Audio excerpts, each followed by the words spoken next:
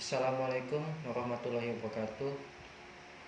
Perkenalkan, nama saya Muhammad Iksan, NPM 1740302010. Saya mahasiswa jurusan Teknik Elektro, Fakultas Teknik Universitas Borneo Tarakan. Di sini saya akan membahas sedikit tentang metodologi penelitian. Apa itu penelitian? Penelitian diartikan sebagai suatu proses pengumpulan dan analisis data yang dilakukan secara sistematis dan logis untuk mencapai tujuan tertentu. Pengumpulan dan analisis data menggunakan metode-metode ilmiah, baik yang bersifat kuantitatif dan kualitatif, eksperimental atau non-eksperimental, interaktif ataupun non-interaktif. Di sini ada beberapa pendapat ahli tentang penelitian. Salah satunya yaitu pendapat tentang Donald Ari.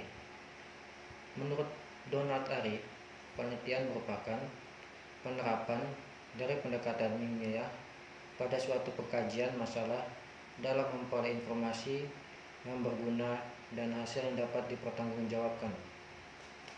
Sedangkan menurut Sanapia Faisal, penelitian merupakan suatu aktivitas dalam menelaah suatu problem dengan menggunakan metode ilmiah secara tertata dan sistematis untuk menemukan pengetahuan baru yang dapat diandalkan kebenarannya mengenai dunia alam dan dunia sosial. Mengapa melakukan penelitian? Kita melakukan penelitian pada umumnya dilakukan karena terdapat permasalahan. Menurut pendapat Person, ia mengungkapkan bahwa penelitian ialah suatu pencarian atas segala sesuatu yang dilakukan secara sistematis dengan penekanan bahwa pencariannya dilakukan pada masalah-masalah yang dapat dipecahkan dengan penelitian. Menurut Hadi Sutrisno, yang mengungkapkan bahwa penelitian sebagai usaha untuk menemukan, mengembangkan, dan menguji kebenaran suatu pengetahuan dengan menggunakan metode ilmiah. Selanjutnya, kita akan membahas tentang ciri-ciri penelitian. Ciri-ciri penelitian yang pertama adalah harus bersifat ilmiah, yaitu selalu mengikuti prosedur dan selalu menggunakan bukti yang meyakinkan dalam bentuk fakta yang diperoleh secara objektif. Yang kedua, ciri-ciri penelitian itu adanya penelitian, yaitu proses yang berjalan dilakukan terus-menerus dan berkesinambungan karena hasil dari penelitian itu dapat selalu disempurnakan. Ciri-ciri penelitian selanjutnya yaitu harus adanya kontribusi. Penelitian harus memiliki unsur kontribusi atau nilai tambah, sehingga selalu ada hal baru yang ditambahkan dalam sebuah penelitian ilmu pengetahuan yang ada. Selanjutnya, ciri penelitian yaitu analitis. Penelitian yang dilakukan harus dapat dibuktikan dan diuraikan dengan menggunakan metode ilmiah dan harus ada sebab akibat antara variabel-variabelnya.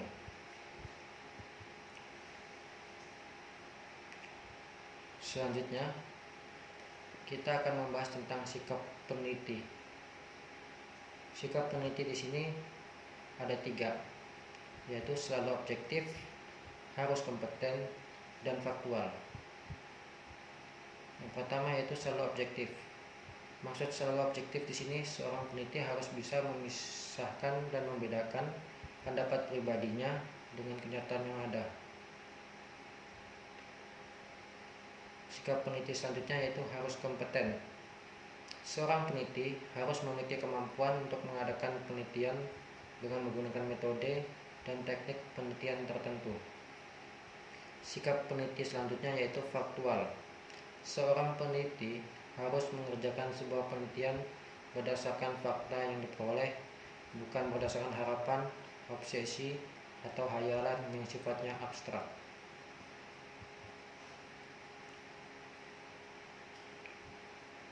Selanjutnya kita akan membahas tentang jenis penelitian berdasarkan kegunaannya. Yang pertama yaitu penelitian murni. Penelitian murni bertujuan untuk mengembangkan teori dan tidak memperhatikan kegunaan yang langsung bersifat praktis. Selanjutnya ada penelitian terapan. Penelitian terapan lebih bersifat praktis dan aplikatif. Oleh karena penelitian seperti ini bermula dari sebuah permasalahan yang real. Jadi permasalahan yang real ini permasalahan yang nyata dan bukan permasalahan yang bersifat teoritis. Selanjutnya ada penelitian aksi. Penelitian aksi bertujuan untuk menyelesaikan masalah dengan cara melakukan serangkaian tindakan yang khusus, yaitu yang telah melalui telaah teoritis sebelumnya secara nyata supaya segera mendapatkan solusi yang terbaik untuk masalah dalam penelitian tersebut.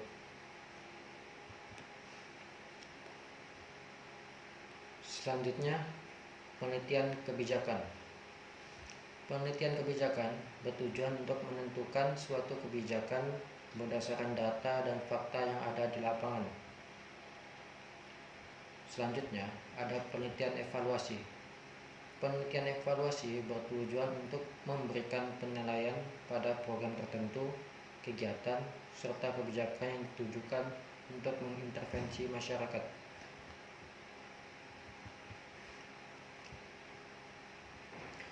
Selanjutnya kita akan membahas tentang penelitian menurut tingkat eksplanasinya. Menurut tingkat eksplanasinya, penelitian ada 3, yaitu penelitian deskriptif, penelitian komparatif, dan penelitian asosiatif. Kita akan membahas tentang penelitian deskriptif terlebih dahulu. Penelitian deskriptif merupakan penelitian yang dilakukan untuk mengetahui nilai variabel mandiri, baik satu variabel atau lebih, tanpa membuat perbandingan atau menghubungkan antara variabel yang satu dengan yang lainnya.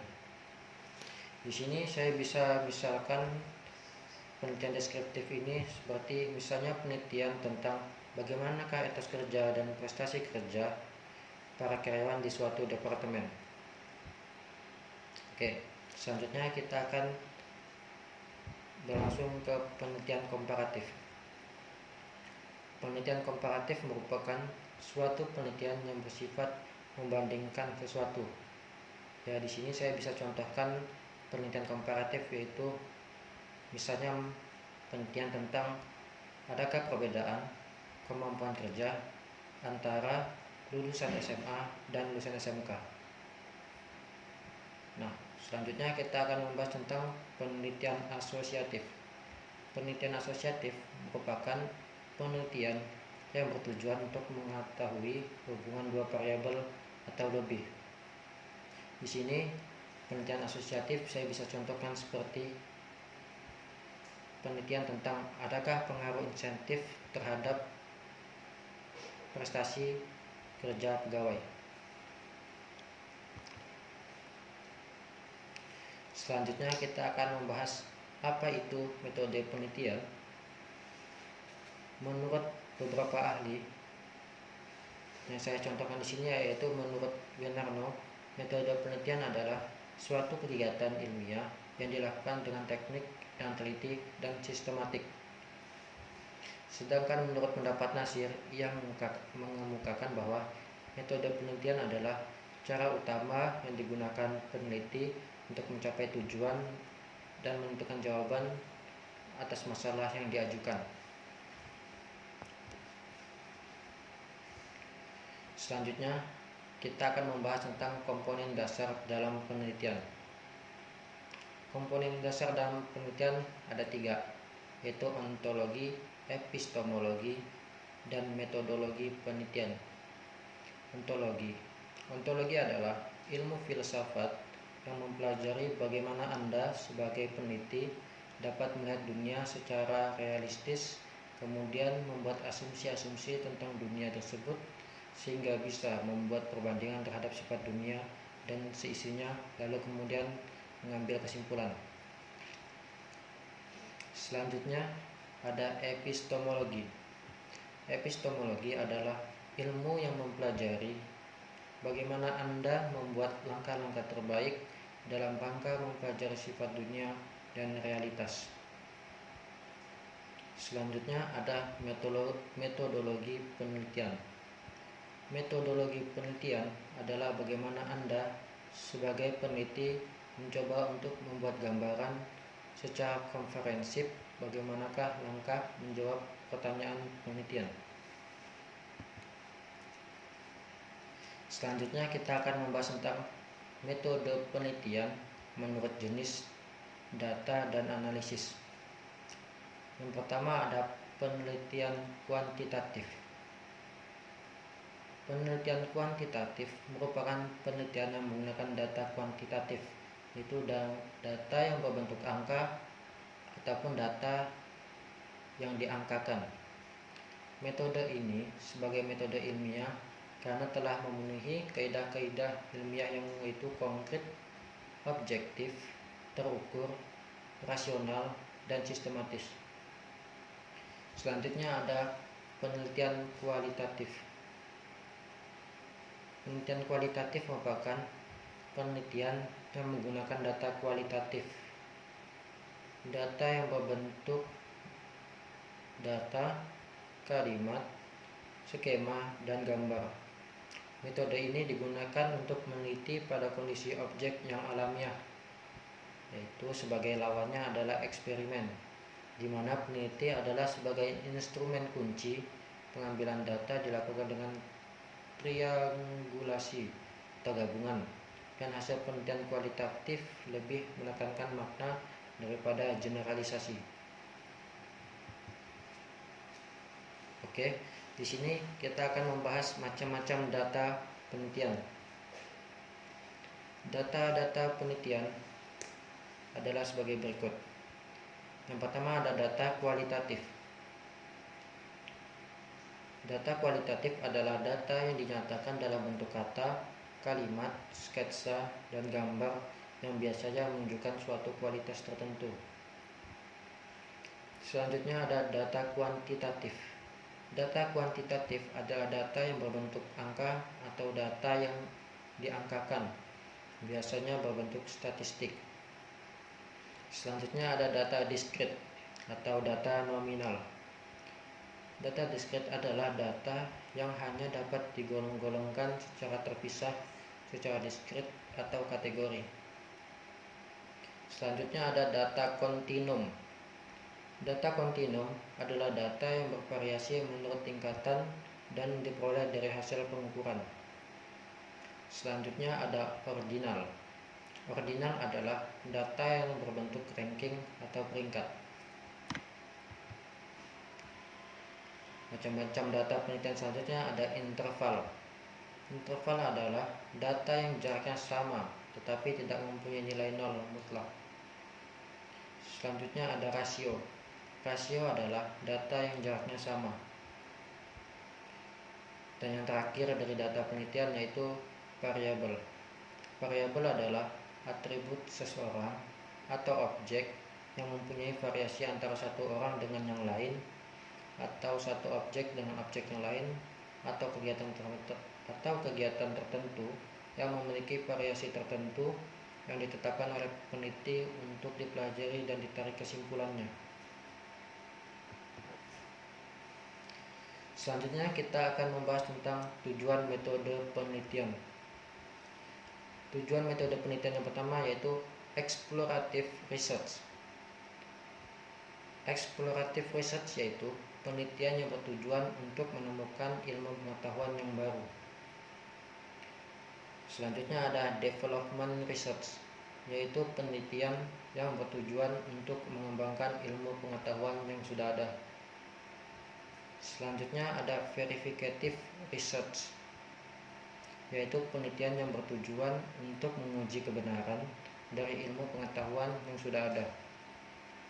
Selanjutnya historical research, yaitu penelitian yang menggambarkan ilmu-ilmu yang telah ada.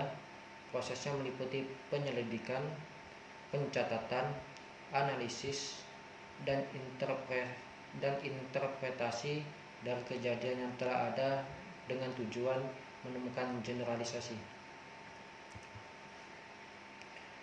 Tujuan metode penelitian selanjutnya ada descriptive research, yaitu penelitian yang bertujuan untuk mendeskripsikan hal yang terjadi saat ini. Selanjutnya ada experimental research, yaitu penelitian yang bertujuan untuk mendeskripsikan apa yang terjadi jika variabel tertentu dikontrol secara tertentu. Nah, di sini pada jenjang strata 1, metode penelitian ini biasanya lebih bersifat ke pembuktian informasi saja atau biasa kita sebut dengan skripsi. Sedangkan untuk jenjang S2 atau strata 2, tujuan metode penelitian ini lebih ke pengembangan suatu metode atau biasa kita sebut dengan tesis. Untuk tujuan metode penelitian pada strata 3 atau doktoral biasanya melakukan penelitian yang bersifat hal baru atau mendapatkan penemuan atau biasa disebut dengan disertasi. Metodologi penelitian. Metodologi secara etimologi diartikan sebagai ilmu yang membahas mengenai metode-metode penelitian. Metodologi penelitian ialah strategi atau prinsip dasar yang digunakan dalam suatu penelitian untuk mempermudah mendapatkan data. Selanjutnya kita akan membahas tentang jenis-jenis metodologi penelitian. Yang pertama ada penelitian survei. Metodologi penelitian survei merupakan jenis metode yang menggunakan angket ataupun kuesioner sebagai instrumen penelitian untuk mendapatkan data primernya. Dengan demikian, desain kuesioner yang telah dirancang akan ditunjukkan kepada individu yang menjadi responden atau sebagai subjek pengisi angket. Responden yang terlibat dalam penelitian survei ialah sebagai bagian dari sampel penelitian yang mewakili populasi. Di sini, pada penelitian survei, saya bisa contohkan dengan misalnya penelitian tentang kendala apa saja yang dihadapi oleh dosen di Universitas Borneo Tarakan dalam menerapkan pembelajaran berbasis kurikulum 2015. Nah, dengan demikian, angket yang didesain memuat beberapa pertanyaan yang akan diajukan kepada dosen sebagai sampel penelitian. Oke, kalau sudah mengerti, kita akan lanjut tentang penelitian eksperimental. Penelitian eksperimental merupakan jenis penelitian kuantitatif. Peneliti melaksanakan eksperimen dengan hipotesis dengan tujuan yang jelas. Secara umum, penelitian eksperimental ini membagi objek penelitian menjadi dua kelompok untuk mendapatkan data yang sesuai dengan tujuan.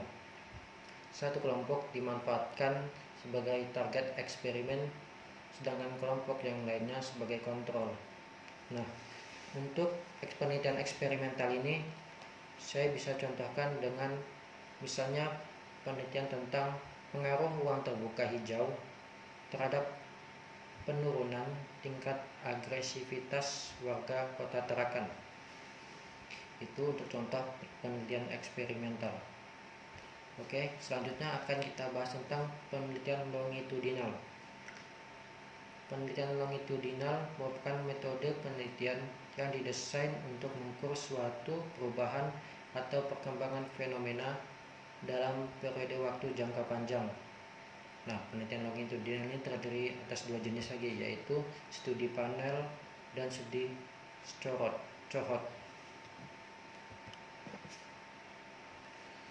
Selanjutnya ada penelitian grounded. Penelitian grounded merupakan jenis penelitian kualitatif.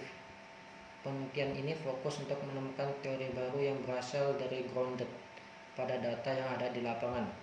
Oleh karena itu, peneliti yang menggunakan jenis penelitian grounded tidak menggunakan konsep atau teori yang sudah ditemukan oleh para ilmuwan lainnya untuk rujukan sumber pendukung penelitian.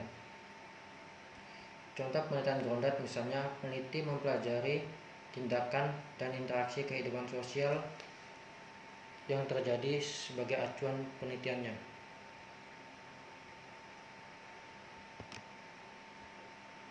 Nah, demikianlah yang bisa saya sampaikan terkait metodologi penelitian. Saya Muhammad Iksan. Mohon maaf jika ada kesalahan kata-kata. Demikianlah yang dapat saya sampaikan. Wassalamualaikum warahmatullahi wabarakatuh.